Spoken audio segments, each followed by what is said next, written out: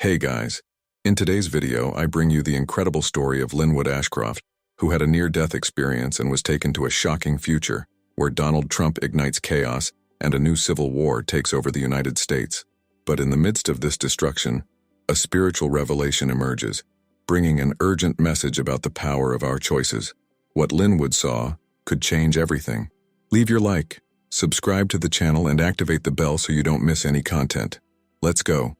My name is Linwood Ashcroft, and what I'm going to tell you next is something I never imagined I would experience.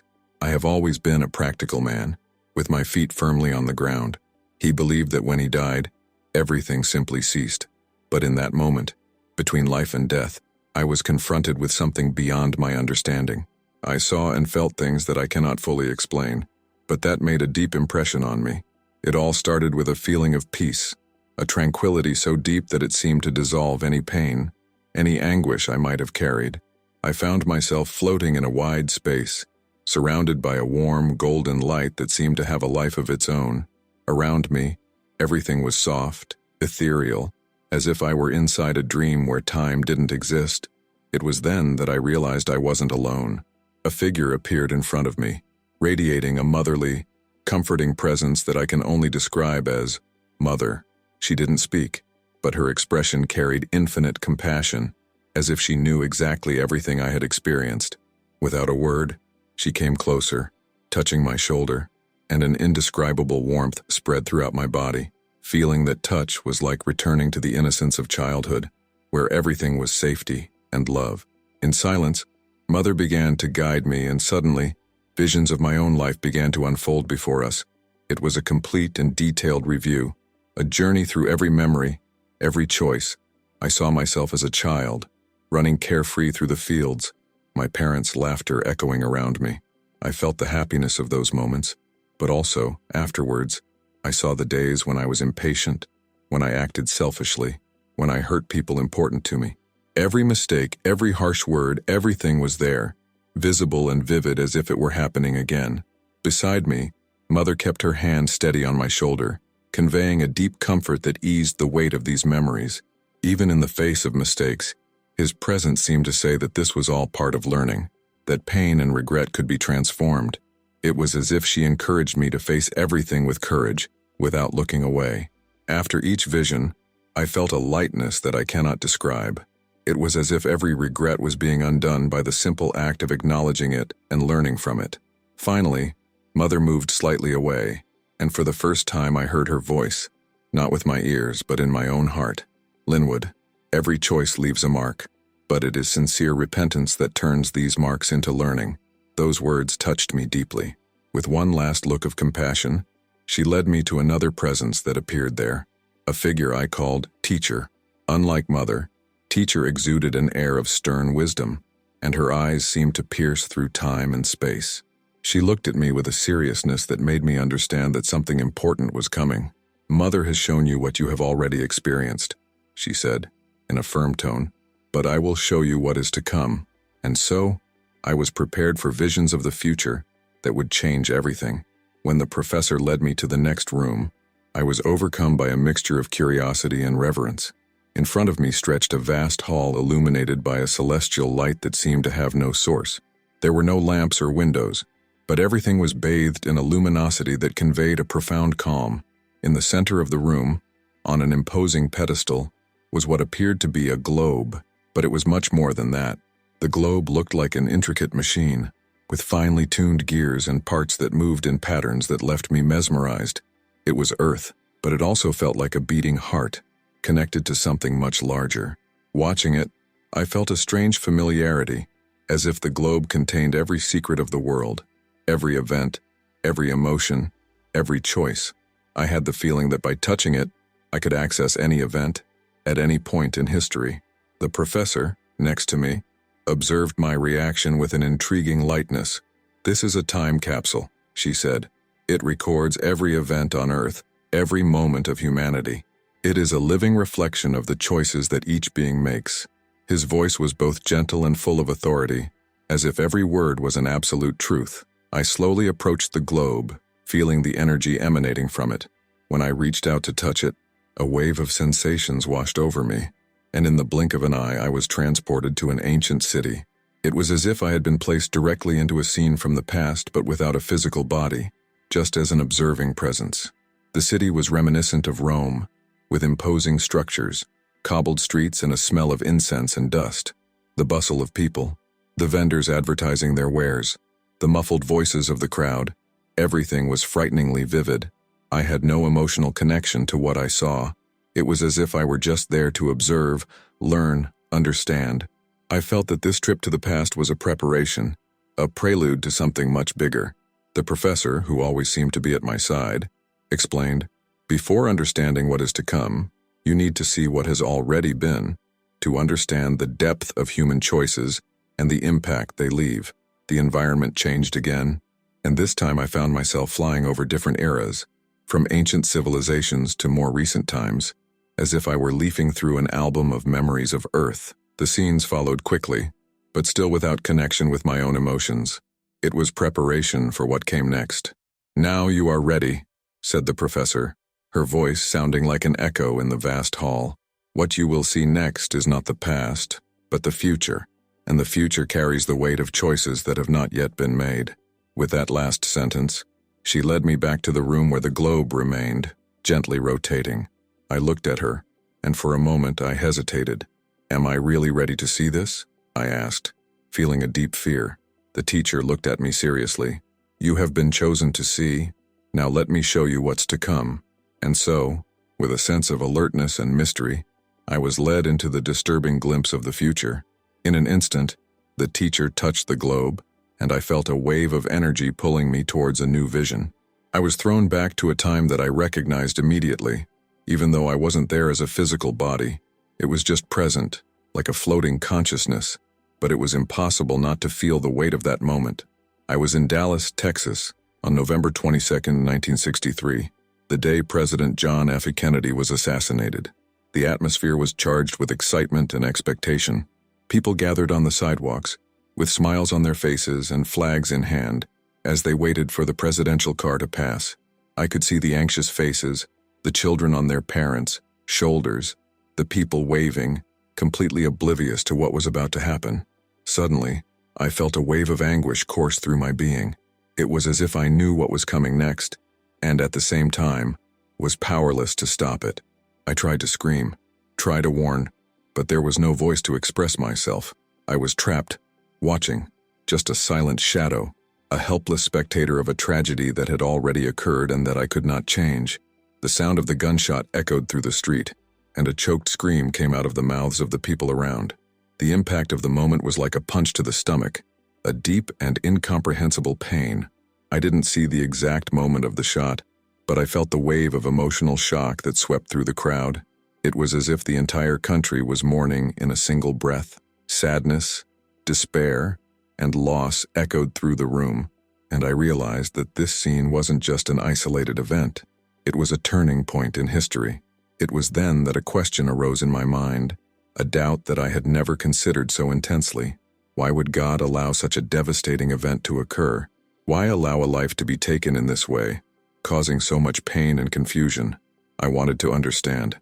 The teacher, who seemed to feel every thought I had, responded softly, as if she could hear the questions in my heart. "This is the price of free will, Linwood. Humanity has been given the gift of choice, but poor choices are also part of that freedom." "But why him? Why here?" I questioned, trying to understand the purpose of this suffering. Wasn't there another way? The teacher looked at me with silent but firm compassion. "Individual choices create ripples, and those ripples affect everyone around. John F. Kennedy was more than a man. He represented an idea, a hope for many. When someone like him is taken from the world, the void left by his absence changes everyone's course." Those words resonated deeply, as a reminder that every action, every choice, can have consequences beyond our immediate understanding. I still felt the weight of Kennedy's loss, but little by little, I began to understand that events like these were a reflection of the choices and paths taken by individuals and societies. "You'll see more like this," said the professor, her voice carrying a gravity I could barely comprehend. "Humanity has immense power, but it doesn't always know how to use it, and each choice leads to a new destiny." With that, The vision of Dallas disappeared, like fog in the sun. I returned to the celestial hall, but the impact of that moment still accompanied me. I felt heavier, more aware of the power and fragility of human choices. "Now prepare yourself," said the professor, her tone more serious than ever. "What lies ahead is a vision of the future, and it is far more challenging than any past you have ever seen."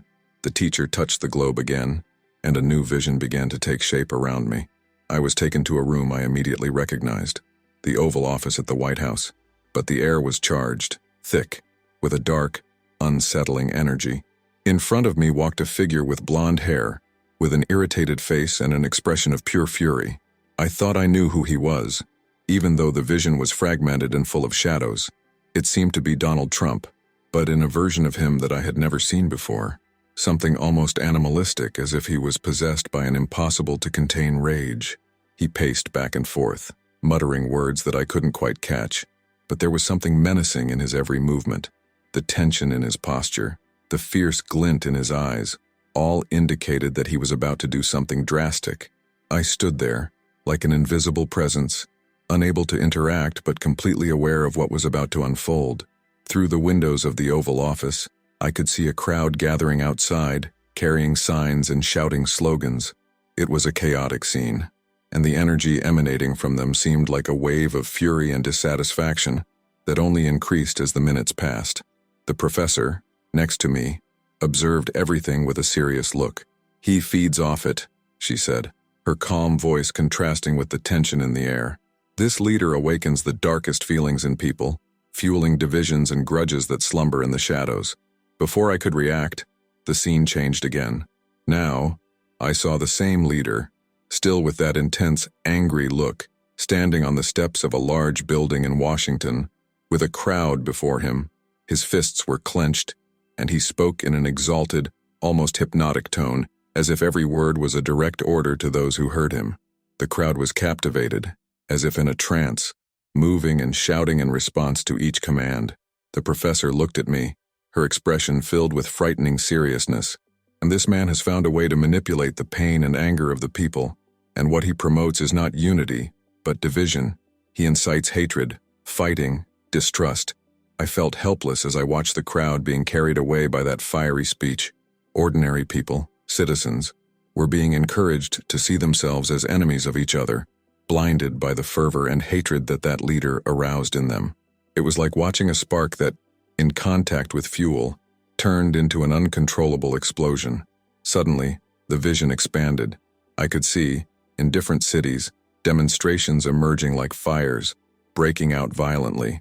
On the streets, I saw groups confronting each other, banners being torn down, words of hate and racism being spat from one side to the other. Racial and political divisions had become so deep that citizens were ready to fight each other. I turned to the teacher, my voice cracking. "Why is this happening? How did this man get to this point?" She sighed, her expression sad and resigned. "Human hearts always have the potential for good or evil, Linwood. This man has learned to explore the darkest part, and as long as people follow him blindly, these divisions will only grow." The vision faded, but the weight of what I had seen remained in my chest. I knew that this was not a simple prophecy. It was a warning, a real possibility for the future of the United States, a possibility of destruction, where fury and despair, once unleashed, became an uncontrollable force. The next vision was a shock, a revelation I never thought I would witness. He was now in front of an imposing church, with grand architecture, with colorful stained glass windows that cast beams of light on the faithful gathered in the hall. It was a scene of intense devotion, but as I looked closely, I realized something was wrong. People's faces were rigid, almost as if they were in a trance state. There was no serenity or peace in his eyes. Instead, there was an expression of merciless fervor. A pastor took the pulpit, holding a Bible in one hand and gesturing wildly with the other. His voice was loud, commanding, reverberating off the temple walls. He spoke with intense authority, almost as if he were announcing an absolute truth, urging the faithful to defend their nation in the name of God. He spoke of the need to support leaders who would fight against the enemies of our faith, and many, in response, raised their arms, crying out in fervor. The teacher was next to me, watching the scene with deep sadness. They believe they are serving the good, but they are being led by leaders who manipulate their beliefs.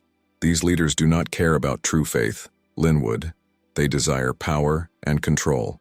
As the pastor continued, I realized that he was urging the congregation to support a specific leader, the same one I had seen before, the blonde president, with his angry gaze and fiery speech. He spoke of the president as a chosen one, a man sent to restore the nation's glory and honor, someone who would protect the faith against what he called vicious enemies. The congregation listened to every word with almost blind devotion. The professor explained, "These institutions, which were supposed to promote peace and unity, have been turned into tools of manipulation. Their faith is being used to justify hatred and division. I felt a growing revolt upon witnessing this. How can they use something as sacred as faith for such destructive purposes?" I asked in disbelief. She looked at me with understanding. When corrupt leaders find space in religions, spirituality is lost and power takes its place. It is not the first, nor will it be the last case of manipulation of faith. The scene then moved to a closed-door meeting, where some pastors and religious leaders were meeting with political figures. The words were spoken in low, confident tones, but the message was clear. They were organizing strategies to influence the opinion of the faithful, urging them to support the president and believe that he was the only hope to save the nation. One of the pastors, with a grim expression, said, "If they believe this is God's will, they will do anything to protect this man." The cold, calculating logic of the plan was as disturbing as the blind faith of the faithful. There, I realized that these churches were not only distorting the faith, but using it as a weapon to shape the future of the country according to their own interests. The teacher's words echoed in my mind. True faith is a bridge to the divine, but here it has been transformed into a tool of power. Those who should promote love and compassion are fostering division. I then saw a series of images of entire communities being led to believe that they were fulfilling a divine mission by supporting this leadership, ignoring the most fundamental teachings of peace and unity. The sight left me with a terrible weight, a silent pain. In the end, when the vision began to fade, I understood that these religious institutions were no longer sanctuaries of faith, but instruments to divide, manipulate, and destroy. When the scene disappeared completely, I was left looking at the professor, trying to process what I had just seen. "So, they're using God to justify hate," I whispered, horrified. The teacher nodded, her expression solemn.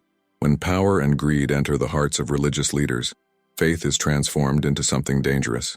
Remember this, Linwood. What you have seen is a warning. This path can still be avoided. And so, with a new dark vision etched into my mind, I knew that this future was getting closer and closer to becoming a reality.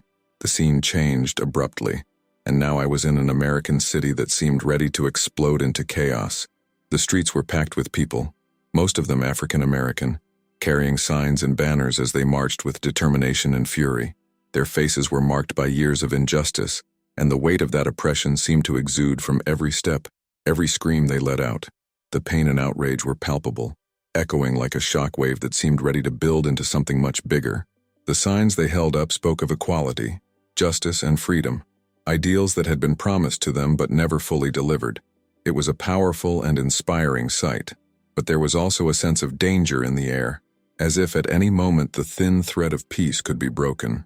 And then in the distance I saw a group of armed police forming a containment line. Conflict seemed imminent, and charged tension hovered like a storm about to break. The professor appeared next to me, observing everything with that serious and deep look. These people, Linwood, are fighting for something they were promised a long time ago. Freedom after the Civil War should have brought equality, but oppression and discrimination continued. I saw protesters of all ages, young people with defiant looks, elderly people who marched with slow but steady steps, as if they had carried this fight their entire lives. The vision advanced, and in several parts of the city, I saw clashes breaking out. The initially peaceful crowd now shouted angrily as police advanced with tear gas and rubber bullets. The city was breaking apart, and the air was filled with a thick, metallic smell of violence. But why this now? I asked the teacher, perplexed by the level of conflict. Why is this division intensifying so brutally? She looked at me with deep regret. The wounds of the past were never truly healed. They were just stuffed down. This conflict you see now is the result of generations of pain and silence. When a country's leadership ignores justice and promotes division, the wounds open again. The scene continued to expand. Now, I saw scenes in other cities across the United States where similar conflicts were breaking out. People were forced to choose sides, and racial, political, and economic divisions created fissures so deep they seemed impossible to bridge. It was as if the entire country was being ripped in half, forced down a path that would inevitably lead to disaster. Suddenly I saw a battlefield, but it was not a war between foreign nations. It was a new civil war, much more chaotic and devastating than the first. Everywhere, Americans fought among themselves, divided not just by race but by politics, religion, ideology. It was a scene of pure destruction, where former neighbors and even family members now saw each other as enemies. The teacher then whispered, in a heavy and solemn voice, "This is the danger of allowing division to grow. When leaders inflame anger and hatred among the people, the result is destruction from within, and this time, the consequences will be even more serious." I watched without being able to intervene, as the vision showed me the unfolding of this new civil war. Entire cities were being devastated.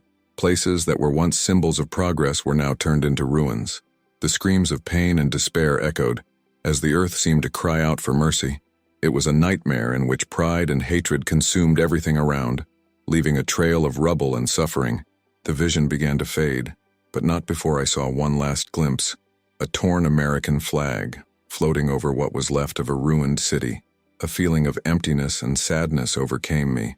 How could that be the future of a country that had once promised freedom and equality for all? The teacher looked at me with one last warning look. "Linwood, this is a warning.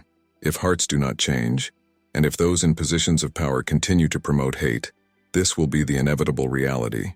I felt a chill run through my body when I left that vision.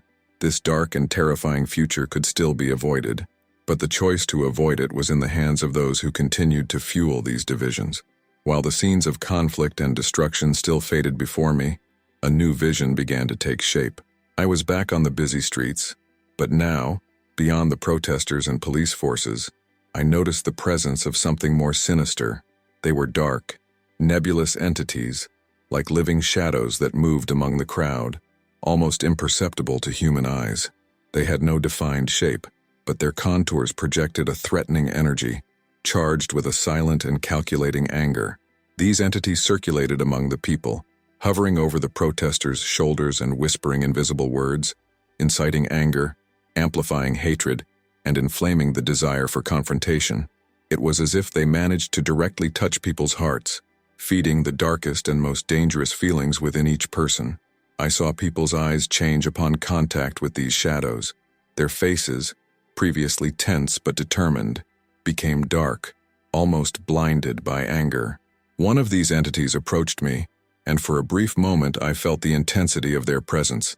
It was like being faced with an emotional black hole, something that absorbed all the peace and replaced it with fury and despair. Next to me, the teacher observed the scene with a serious expression. "These are the shadows that live on human hatred," she explained, her voice calm but filled with a deep sadness. "They are drawn to conflict at Linwood and feed on the darkest feelings. The more people give in to hate and fear, the stronger these entities become." I tried to understand the impact of these words, and a new scene unfolded before me. I saw people who previously intended to protest peacefully being enveloped by these shadows. In a matter of seconds, their expressions changed, and they began shouting and pushing others, ready for violence. It was as if these entities were giving shape to chaos, molding anger into destructive acts. I watched, horrified, as the protests turned into open confrontations. I saw people throwing stones, setting cars on fire, destroying property. It was as if legitimate feelings of revolt and dissatisfaction had been corrupted, transformed into a blind desire for destruction. All around me, the shadows continued to multiply, dancing around people, manipulating them like puppets. "Humanity has always had a choice," said the professor, her voice a soft echo. "But these entities exist to distort choice, to amplify the darkness in people's hearts. They know that when anger dominates, reason is lost." In an instant, I felt one of these shadows draw even closer to me, and a feeling of ice ran through my being. I was invaded by an inexplicable anger, a sudden desire to fight, to scream at everything and everyone. It was as if the shadow itself was trying to penetrate my mind, manipulating my thoughts to sow discord. But the teacher's hand touched my shoulder, and immediately that feeling of fury dissipated. I looked at her and saw deep compassion in her eyes. "They can't get to you if you don't make room for the hate," she said softly, "and the peace within you is your protection." I watched as the shadows continued to move through the crowd, feeding on the anger and turning the protest into a scene of destruction and chaos. I then understood that the real enemy was not just human conflict, but this dark presence that amplified it, exploiting people's emotional weaknesses to sow discord and suffering. Before the vision faded, the teacher looked at me, and on her face was a mixture of sadness and determination.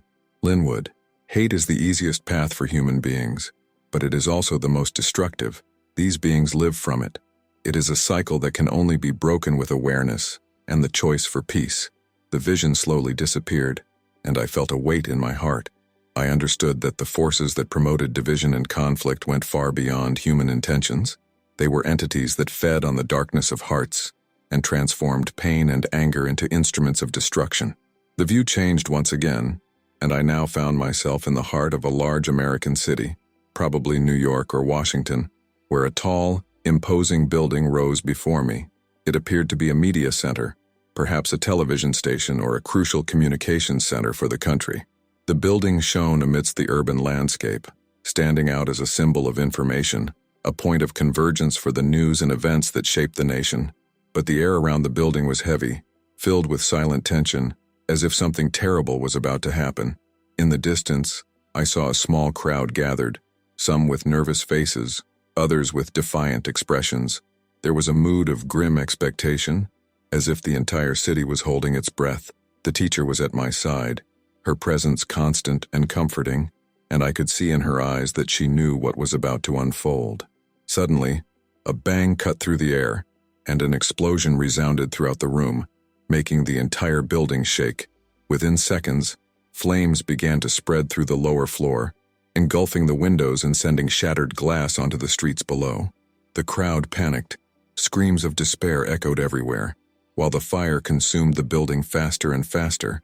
The scene seemed like a nightmare, and my first impulse was horror, but I was soon overcome by an even deeper sense of anguish. I knew this attack was more than an act of destruction. It was an attempt to silence, to manipulate the truth itself. The teacher, next to me, confirmed my thoughts. "These communication centers are essential for people to know the truth," she said, her voice thick with sadness. "But in this future, you see, the truth is being stifled, and this attack is just the beginning." As the building burned, I watched the people around. There were those who cried and screamed, overcome with shock and sadness, but there were also others who looked on with a cold expression, as if they had expected this. In the midst of the chaos, I saw figures moving like shadows among the crowd, the same malevolent entities I had seen before. They spread, planting whispers of doubt and fear like a disease that spreads quickly. People began to mutter theories, accusations, pointing fingers and blaming each other. It was as if the very idea of truth had become a weapon. In just a few moments, what was an act of terror turned into a cycle of misinformation and hatred. The crowd was divided, discussing and debating what had really happened. Some blamed specific groups, while others closed in on theories that only amplified the chaos. The teacher looked at me, her expression filled with deep regret. "Information is the foundation of freedom, Linwood. Without it, people become lost in lies and fear, becoming easy prey for those who seek to manipulate." I looked back at the burning building, feeling the weight of his words. I understood that the destruction of that communication center was not just a physical attack, but an attack on the collective consciousness itself. Without reliable information, people were destined to be manipulated, becoming targets of propaganda that pushed them towards even more hatred and division. Suddenly I felt a pain in my chest, a feeling of suffocation, as if the air itself had been contaminated by the chaos around me. I looked around and saw the faces of people confused, scared and angry, not knowing who to trust, trapped in a spiral of mistrust and paranoia. It was as if the very fabric of society was tearing apart, fragmenting into pieces that could never be mended. "This is what happens when the truth is destroyed," said the professor, her voice almost a whisper. "When people don't know who to believe, everything becomes a battle of interpretations. And that is the most dangerous weapon of all. The vision began to fade, but the impact of that scene stayed with me. I knew that in a world where truth became a battlefield, the chances for peace and unity disappeared. Without mutual trust and clarity about reality, the future seemed like a labyrinth of uncertainty and betrayal, where each person became the other's enemy. When the vision completely disappeared, I still felt the smell of smoke and the weight of lost confidence. This future, I realized, was a powerful warning about the value of information, freedom, and truth. As the vision of the burning building began to fade, a new scene took shape. This time I was facing a vast open field, where the horizon stretched as far as my eyes could see. The land was pockmarked with military vehicle tracks, and the distant sound of boots marching across the ground reverberated in the air, creating a sense of grim anticipation. The teacher was next to me, her expression serious and her eyes fixed on what was about to happen. In an instant, the scene was filled with an army coming from the west. They advanced with meticulous organization, weapons and flags raised, marching with cold, merciless determination. The Mississippi River, visible in the distance, rose like a natural line that divided the country in half. It was a symbolic and real border between two opposing factions, two sides of the same country that, at that moment, saw each other as enemies. I could see that this Western army was made up of citizens and soldiers, a mix of common people and military personnel who had rallied behind a cause they believed to be just. However, the anger and hatred in their eyes revealed how deep the resentment they carried was. They marched as if on a crusade, ready to confront the other side with a determination that seemed fueled by years of distrust and hostility.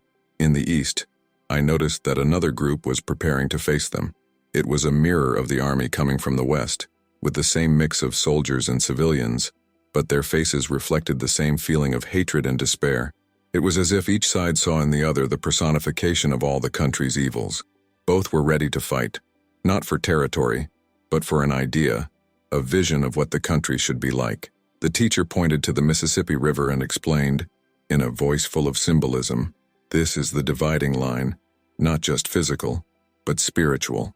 The country split along that line, and what you see is the culmination of years of division, of ideologies that never found a middle ground." The tension in the air was so palpable that I could almost feel the weight of the weapons, the sound of the marches, the heavy breathing of each soldier preparing for battle. I approached a group on the west side and listened to their conversations. They were people who had lost loved ones, who had been led to believe that the other side was responsible for all their hardships. On the east side, I heard equally bitter voices, people who were convinced they were fighting for survival against merciless enemies. When the two armies finally met, the sound of weapons, shouting and fighting filled the air. It was a brutal and desperate battle, where there were no winners, only losses on both sides. The land that had once been fertile and full of life was now being turned into a field of destruction, with bodies scattered and dust rising as a sign of mourning. Amidst the chaos, the teacher placed her hand on my shoulder and said in a deep voice, "This is the new civil war.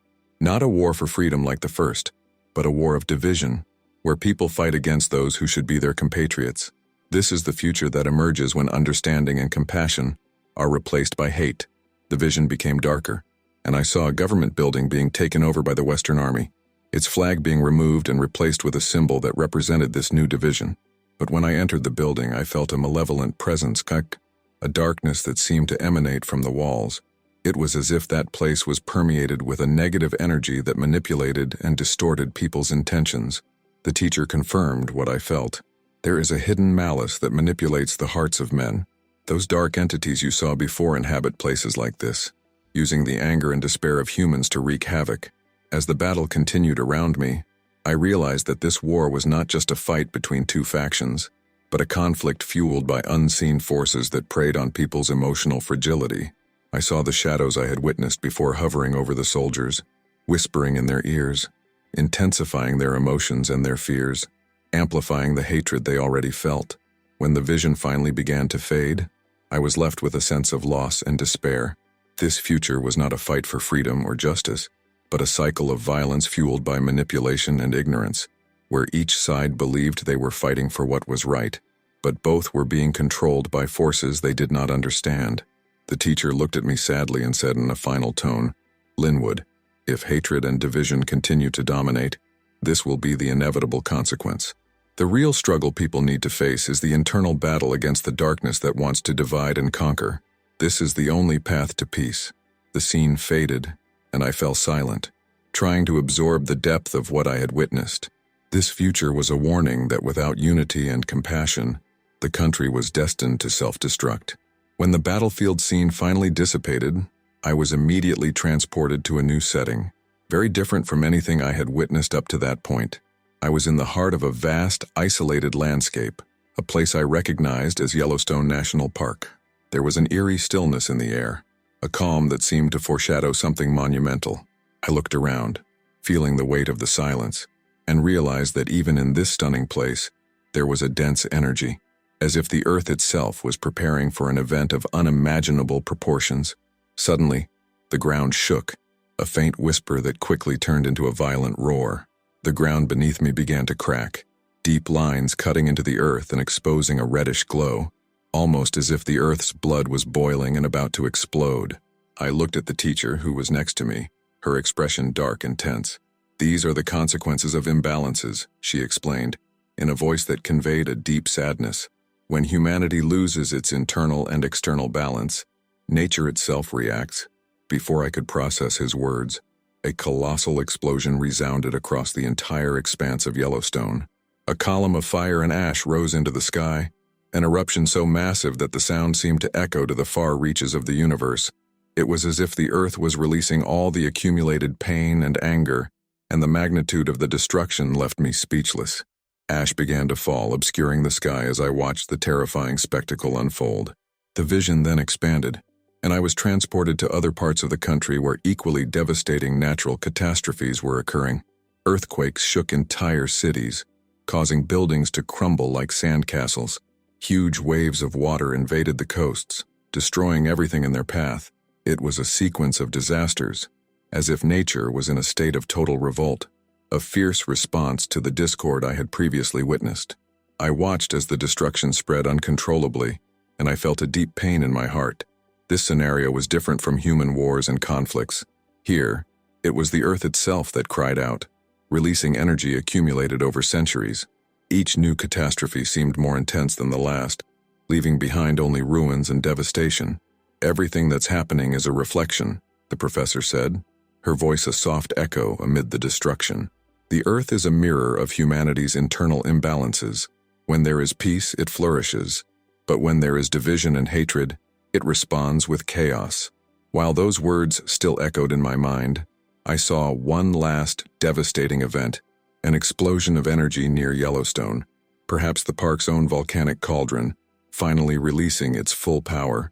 The explosion was so intense that the sky lit up as if it were daytime, and a wave of fire spread, consuming everything around it. However, just as the vision of destruction reached its peak, a new scene emerged. Little by little, I saw the devastated land beginning to regenerate.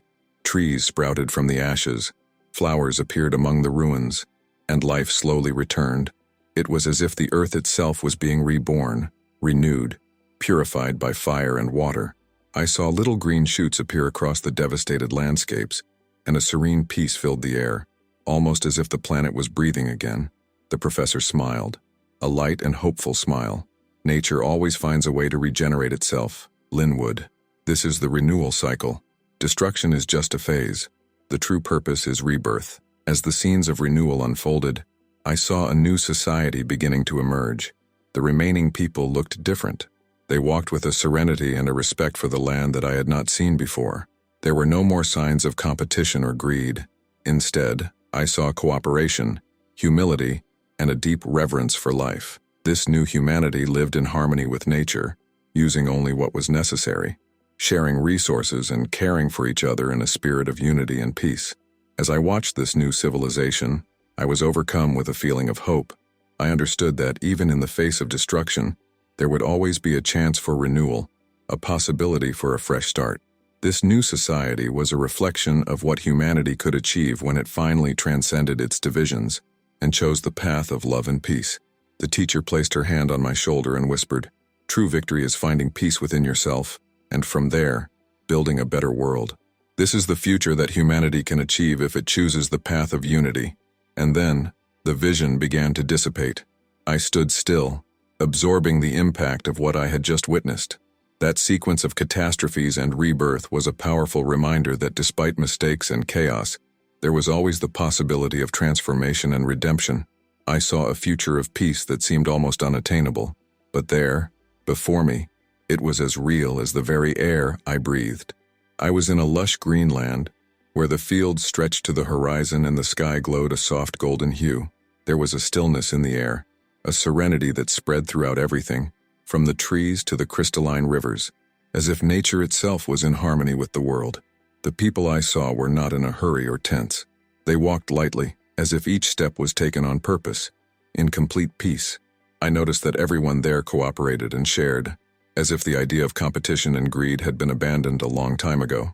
I saw people using their hands to heal small plants. Others gathered in silent circles, surrounded by soft light, almost as if they were communing with something sacred. These spiritual abilities seemed miraculous, but there, in that vision, they were natural, flowing from a heart free of rancor and a genuine desire for unity. The professor next to me explained that this was the consequence of a humanity that chose love and compassion above all else. This is the result of living in peace, not just with each other, but with the earth itself and the universe, she said, her voice soft and full of hope. I watched children running, playing with animals that approached without fear, trusting in the kindness that inhabited each being in that place. People were connected to each other and to nature in a way that made me understand what the professor meant. There was no war, there was no unnecessary accumulation, just harmony, gratitude, and respect. Finally, I saw everyone gather in a large field holding hands in an act of silent celebration.